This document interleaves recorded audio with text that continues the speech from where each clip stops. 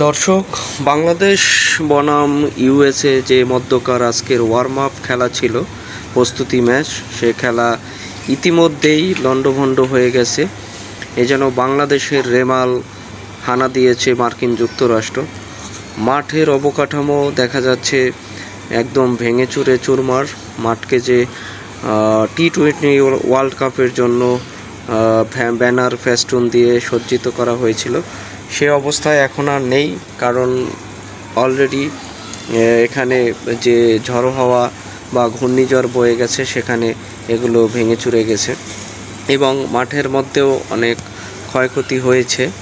এখানে আজকের মতে খেলাটা আর তাই হচ্ছে না। এখানে মাঠের ভিতরেও অনেক ক্ষয়ক্ষতি হয়েছে, আমরা দেখানোর চেষ্টা করব আপনাদেরকে। যদি একটু দেখাই যে এখানে এই খেলার মাঠে এটাই ছিল গেট, এখান দিয়েই আমরা মাঠে প্রবেশ করার কথা ছিল, কিন্তু এখন এখানের কর্তৃপক্ষ বলে দিয়েছে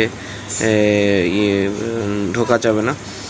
ওই যে একটা শেড ভেঙে গেছে এখানে মাঠের মধ্যে, হয়তো মাঠের এখানের কর্তৃপক্ষ যারা আছে খুব দ্রুতই এটা মেরামত করার চেষ্টা করবে।